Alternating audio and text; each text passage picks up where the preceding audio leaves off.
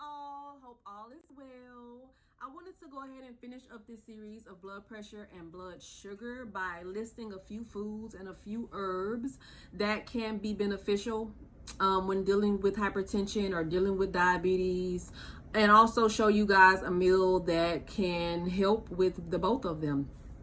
So, listing the foods and the herbs, I'm going to start off with garlic. So, garlic is a substance that causes your blood vessels to relax and dilate, allowing your blood to flow freely. Because remember when I said your blood pressure comes from, or your high blood pressure comes from whenever you have a lot of things clogged up in your arteries to where your blood cannot flow freely. So garlic allows your vessels to relax and dilate. That way your blood can flow freely, and that allows your blood pressure to decrease a little bit. So try to incorporate garlic into your meals. You can even juice a clove of garlic and add it to one of your juices. Now, it is an acquired taste, but it's worth it, okay? But whenever you're sauteing your vegetables or your onions and bell peppers before you cook, think about, let me add a garlic clove. Let me add 2 garlic cloves to this, and just allow that to be, become a habit, because garlic is good for you. So also, teas. Green teas. Let me see. Hibiscus is also good. And you don't have to, you can get green tea like this. You can find green tea at any store, really, or online, if that's, where you would like to shop. And just get you a couple boxes. They usually don't cost but maybe $3 or $4 for a box of like 20 or so. Or if you want to get the loose green tea, hey, have at it, but get you some green tea. And try to drink a little cup of green tea, whether it's hot or iced, at least 1 to 2 times a day. And really, drinking green tea or black tea helps to kickstart your digestive system in the morning as well. So that could also be another benefit that you're getting from it. Berries. Think about strawberry, blueberry, raspberry, blackberry. Anything that ends in berry is good for your heart, and it's good for your cardiovascular health. It's good for preventing hypertension and lowering your blood pressure. So get you some berries from the store. Rinse them, put them in a bowl, stick them in your refrigerator, and then whenever you go into your kitchen at night, when you want that midnight snack, and that bowl of fruit is going to be staring at you, and you won't have a choice but to grab you a handful and go to bed. So that'll be a good way for you to, get your nutrition, and also you won't be eating bad really late, if that's the case. Or whenever you get up in the morning and you're on the go, you could always grab you a cup, put you some berries in that cup, and that'll even hold you over for breakfast if you don't have time. So just try to, think about different ways. Apple cider vinegar. It's not the most tasty option, but I've been drinking this for a while. And this bottle is pretty big. 32 ounces. This will last me like a year, because I don't drink it like that because I don't really have to. But if I was, though, even just having 1 tablespoon a day or 1 tablespoon every other day is pretty good. So add this to a good 8-ounce glass of water, warm water, cold water in the morning. Maybe put you some lemons in it if you don't want to taste it. And all you need is like a little bit, maybe a little less than half of a tablespoon, or maybe a little less than a whole tablespoon, depending. And it'll help with your blood sugar, and it also increases insulin. So this is really, really good. It also has antibacterial, antimicrobial properties, all of that good stuff. Citrus fruits.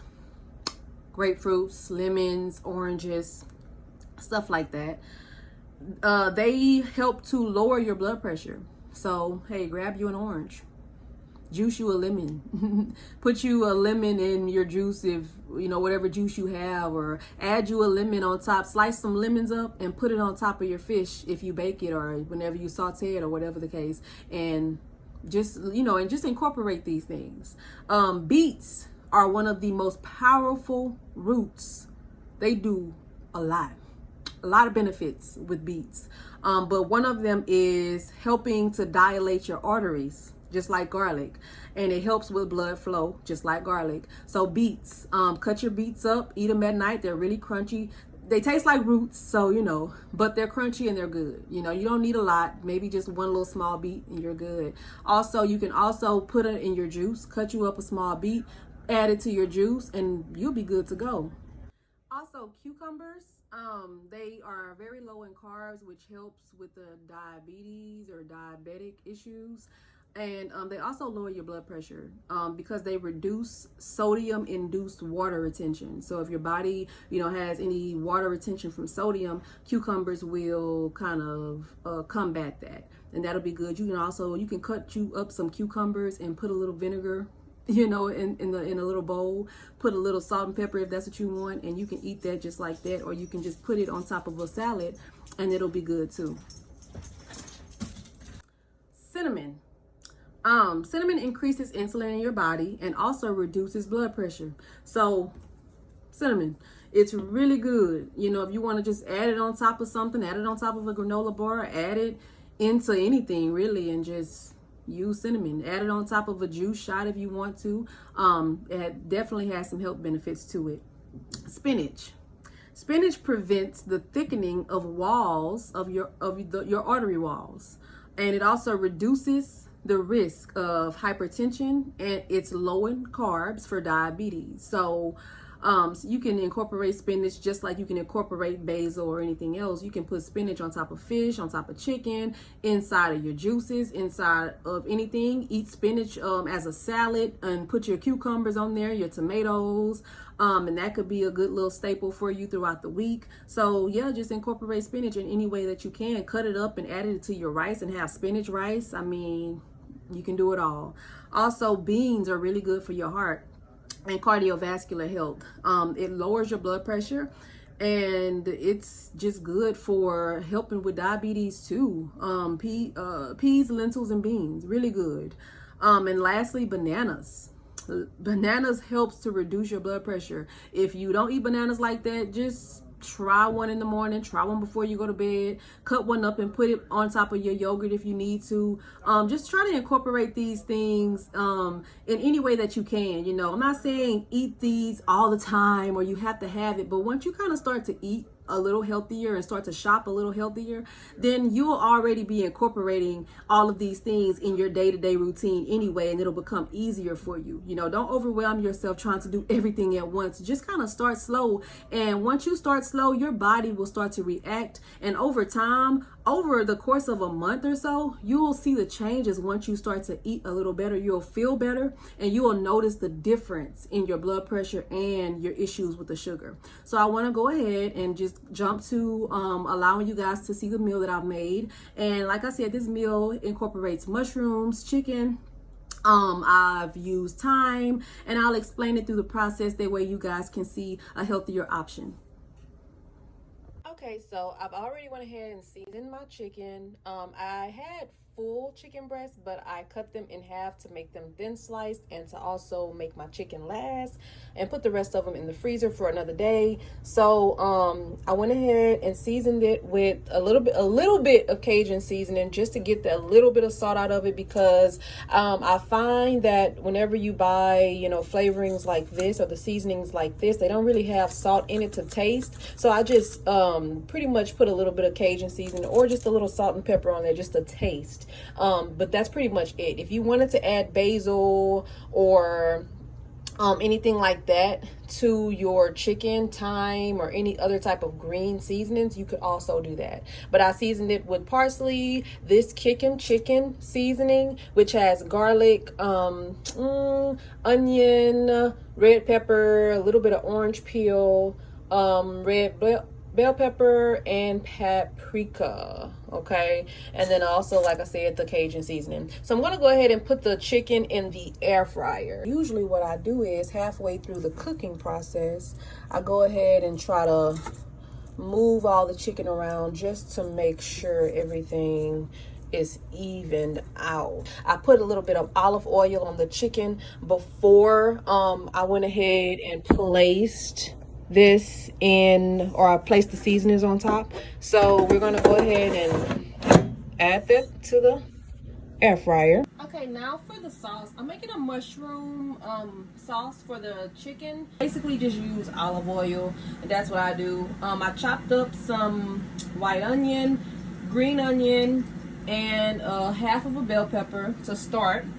I want to go ahead and pour that in. Add a little bit of olive oil because I will be adding the mushrooms to this. Okay, I'm going to add about a little less than a tablespoon of butter. Allow that to melt. I'm going to go ahead and add the mushrooms, and these are just sliced white mushrooms. It's usually what I use whenever I do sauces like this. You want to allow that to simmer for about 4 minutes or so. It doesn't take long because you don't want them to get super soft. You know, as you saute your vegetables, you have to make sure they maintain some sort of crispiness, because if you cook them all the way down to where they're super soft, it loses its nutritional value. Allow that to cook for a few minutes, and then I'll be right back. As I'm waiting on my mushrooms to saute, it's been about 15 minutes now. As you can see, 10 minutes left. We're going to check on this chicken. All right, see ya. Now, since we're basically a little more than halfway through, I'm going to go ahead and flip this stuff over here and pop that back in there to roast for the next 10 minutes. All right. Okay, it's been about 5 minutes. So, yep. Now, adding a little bit of garlic, just a tad. After you do that, you want to go ahead and add in either a vegetable broth or a cup of chicken broth. And I didn't have any more vegetable broth, so I went ahead and just used chicken broth or chicken bouillon, and I just did a tablespoon of this in some warm water.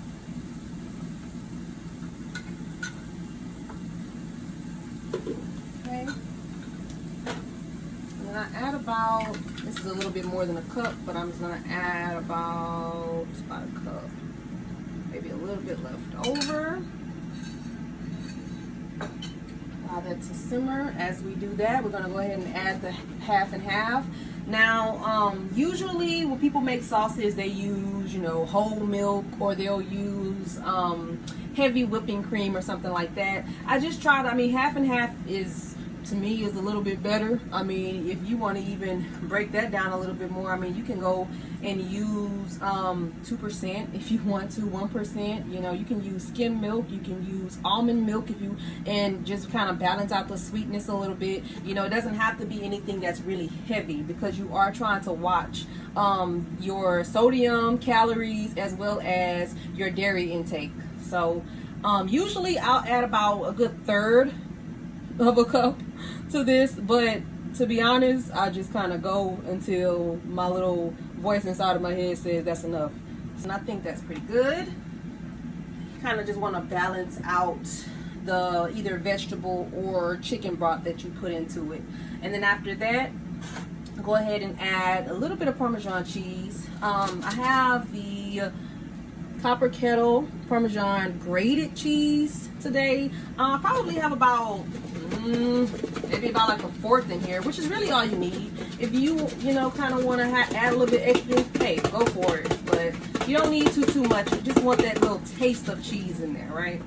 So I'm gonna go ahead and just add the cheese in there, Parmesan, and you don't even need a lot.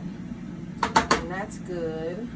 And then you top that off with a little bit of thyme. And like I said before, you can add spinach to this. I've added spinach to this before. It was really good. You can add tomatoes to this and just make it something that it's yours, right? So that's a little bit of thyme in there. Really all you need.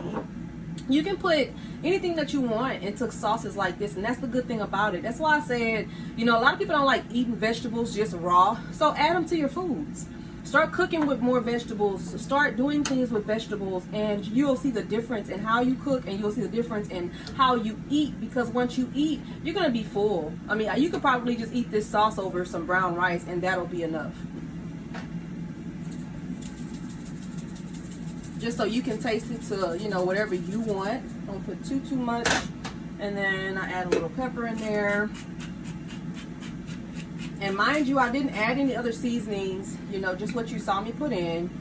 And really, for me, because I like mushrooms, the mushrooms do it for me. And then also, since it's going to be on top of chicken that's going to have the flavoring anyway, you really don't need a lot. So, there's that.